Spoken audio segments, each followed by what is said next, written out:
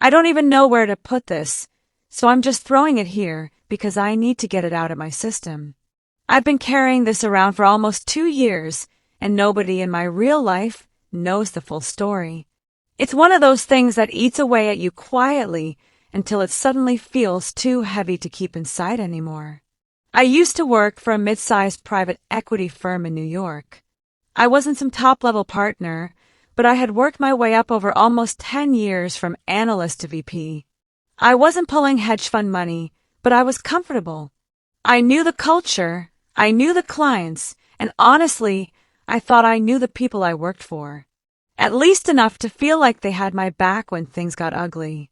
That's what I told myself anyway. Enter our new CEO. He came in with all the charm and charisma in the world, the kind of guy who would compliment the receptionist on her outfit and then turn around and call her replaceable in a meeting. The kind of guy who used words like family in town halls but cut longtime employees with no notice the second the numbers dipped. Everyone knew what kind of man he was, but he was protected because he was the type of leader our board thought they needed. Flashy, ruthless, and willing to swing an axe at anyone. I clashed with him from the beginning. Not directly at first. It was more like he would undermine me in front of clients or make decisions without looping me in, even though it was literally my department's responsibility. I tried to play it cool and not make it personal, but eventually it got there. The turning point was when he publicly called out my lack of vision in front of 30 staff during a meeting. 14 years of me grinding it out, and this man who had been there barely 6 months humiliated me in front of my team.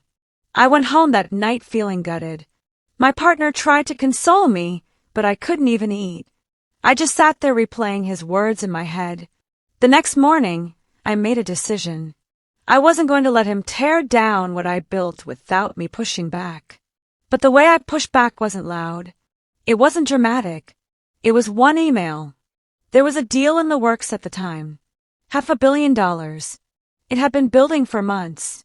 I had been in the trenches with the client since the start. Countless flights, late-night calls, hand-holding through all the due diligence. They trusted me, not the CEO. Me. The CEO wanted to swoop in at the finish line, slap his name on it, and parade it around as his big win. The board was salivating. It was supposed to close that week. But here's the thing. In private, the client had been telling me how uneasy they were with the CEO. They didn't like his arrogance, didn't like the way he dismissed their concerns, didn't like how he treated people.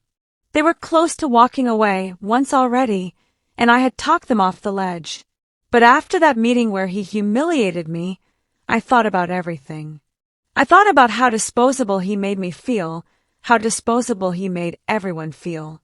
And then I thought about how much power I actually had if I chose to use it.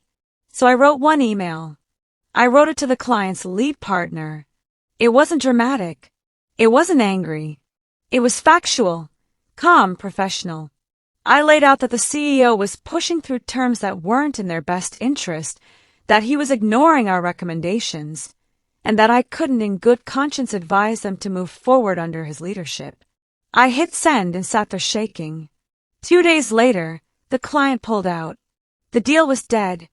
$500 million, gone with one email. You can imagine the chaos. The CEO went ballistic, screaming in closed-door meetings, demanding to know who had poisoned the well. He never found out it was me. Or if he did, he couldn't prove it. Within a month, he started quietly cutting me out of everything. I wasn't fired, but I was sidelined. Eventually, I left. Here's the thing. That one act felt like revenge, but it also cost me. I torpedoed my own career in that industry. The circles are small. Word travels. I'll never be able to prove it, but I know my name was blacklisted. Job interviews dried up. Calls went unanswered. I ended up taking a job in a completely different field just to stay afloat. It pays less, and it's not what I spent my life working toward. But I can sleep at night. Sometimes I wonder if I went too far. If I should have just swallowed my pride, let him take the deal, and stayed quiet, maybe I'd still have my career. Maybe I'd be making triple what I do now. But then I think about how he treated people, how he treated me, and I think about how, for once, someone like him didn't get to win. He thought he was untouchable. He thought people like me didn't matter.